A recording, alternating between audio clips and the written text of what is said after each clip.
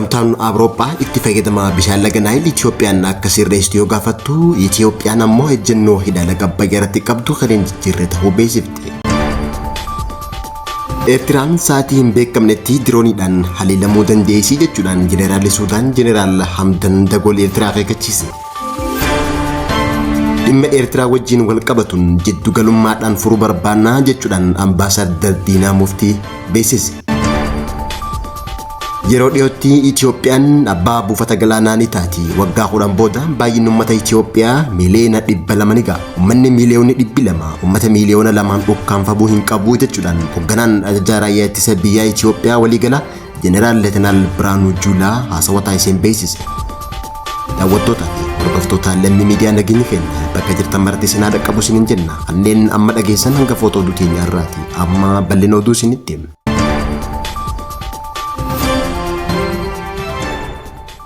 Imbaasiin Itiyoophiyaa Biraasels jiru ibsi waloo gamtaa Awurooppaa fi Masrii rakkoo kan qabuu fi kan isa muufachiise ta'uu ibse. Ibsi waloo sun gamtaa Awurooppaa hariiroo fi qindoomina daangaa cehee biyyoota laga Naayil jidduutti akka uumamu ni tumsaa jechuudhaan dhiibbaa Masriin ibsa baafametti kan akeekate jira. Kunis beekamtii walta'iinsaa fi waliigaltee tokko kan hin miidhuu irratti kan hundaa'e ta'uu ibsi waloo kanaan gaafatameeti jira. Haa ta'uutii malee tumsi gamtaa Awurooppaa itti fayyadama laga Naayil ilaalchisuun taasisu kun beekamtii fi waliigaltee kamirratti akka hundaa'u ibsa waloo kana keessatti bal'inaan hin ibsan. Gamtaan Awurooppaa marii Masrii waliin Beeljiyeem Biraaselsitti taa'ee booda ibsa gaafa onkololeessa 22 bara 2025 baasiin dameewwan garaagaraa irratti Masrii akka tumsu eereeti jira. Dhimmoota ibsa waloo kana keessatti irratti xiyyeeffataman keessaa tokko mirga itti fayyadama laga Naayil irratti Masriin qabdu yoo ta'u, kunis biyyoota yaa'ii lagichaa kan moggaatti baasuun mul'isa jechuudhaan himatte. Itiyoophiyaan ibsa kana balaaleffatte. Biyyoonni yaa'ii laga Naayil 11 osoo jiranii ibsi waloo kun garuu dhugaa jiruu fi mirga biyyoota kaanii dagateera yookaan bakka goollefatee jechuudhaan Itiyoophiyaan ibsa kana qeetti. Gamtaan Awurooppaa dhimma Masrii waliin jiru irratti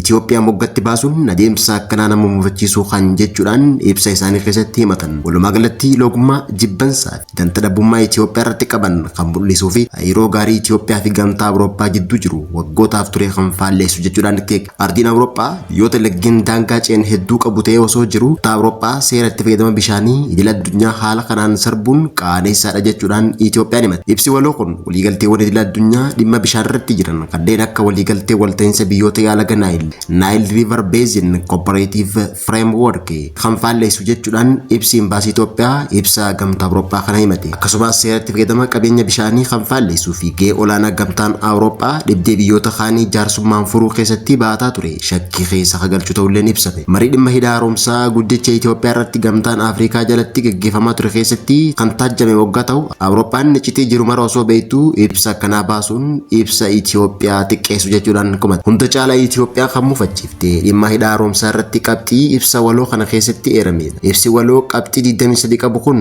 dhimma qabeenya bishaan irratti gamtaan Awurooppaa Masrii waliin qindoominaan akka hojjettuu fi akka deeggartu dubbachuusiiti. Waliigaltee walta'iinsa qabeenya bishaanii gamtaa Awurooppaa fi Masrii irratti akka xiyyeeffatan ibsan. Gamtaan Awurooppaa biyya kaaba Afrikaa Masrii jiraachuu fi laga Naayil irratti akka hirkattu sirriitti hubatti haja'u ibsi waloo kun mirgaa fi dantaa itti fayyadama bishaan Masrii eessuu irratti gamtichi kutannoo isaa itti fufe. Kunis akkaataa seera idil addunyaatiin waa'ee hidha Itiyoophiyaas as keessatti ilaalama jechuudhaan ibsame. Ibsi imbaasii Itiyoophiyaa Biraazils jiru baase ibsa waloo kana keessatti akkaataan maqaan hidha kanaa itti yaamames kan nama aarsu ta'uu dubbatte. Hidhaan kun maqaa akka Itiyoophiyaa qofa osoo hin taane Afrikaa fi idil addunyaa irrattis beekamtii qaba jechuudhaan hidha haaromsa guddicha Itoophiyaa kana xiqqeessuun sirrii miti jechuudhaan balaalef.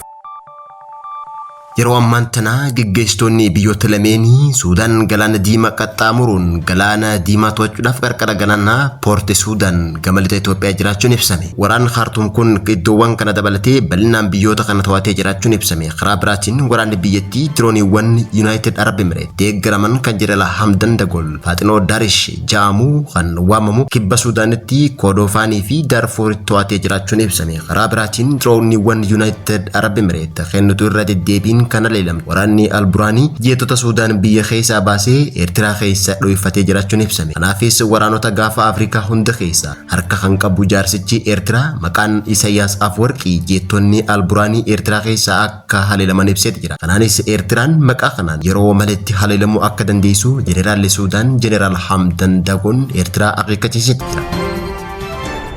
dhimma Eertiraa wajjin qabnu jiddu galummaan furuu barbaannaa jedhan Ambaasaadar Diinaa Muftii. Miseensi mana marii bakka bu'oota uummataa fi dura ta'an koree dhimmoota hariiroo fi nageenya alaa Ambaasaadar Diinaa Muftii akka jedhutti uummanni fi mootummaan Itoophiyaa Eertiraa wajjin waraana irratti bobba'uu fedhii akka hin qabne ibse. Kenni biyya lafaa hin marfamne Itoophiyaa diinagdee fi nageenya tasgabbii Itoophiyaatiif qormaata ta'uu hubachiisuudhaan biyyi galaalaan hin marfamne jiraachuu egeree diinagdee biyyaatiif murteessaa ta'us ibseeti jira. Ambaasaadar Diinaan kana ilaalchisee gaafiin Itoophiyaa haqa qabeessa seerri idil addunyaa biyyoota lafaan hin marfamne ilaalchisee bara 1982 tumame nu deeggara jechuudhaan dubbate. Intaan Itoophiyaa qajeelfama nagaa kennuu fi fudhachuu fi waliin misoomsuu irratti kan hundaa'e ta'uu ibse. Biyyoota ollaa irratti dhiibbaa gochuuf fedhii akka hin qabne ibseeti jira. Itoophiyaan irraa deddeebitee kana ibsitee akka turte yaadachiisuudhaan haasawaa isaa keessatti amma gara waraanatti galuun hin barbaannu jechuudhaan dubbate. Fedhiin amma uummanni Itoophiyaa guddachuu fi hiyyummaa keessaa waliin bahuu qofa kaja'u Ambaasaadar Diinaa Muftii Itoophiyaan biyya ollaa isii Eertiraa wajjin waraana seenuuf fedhii akka hin qabne ibse. Yeroo wal fakkaatuun Itoophiyaan buufata galaanaa karaa nagaatiin argachuuf carraaqqii taasiftu akka itti fuftus beeksise. Garuu kun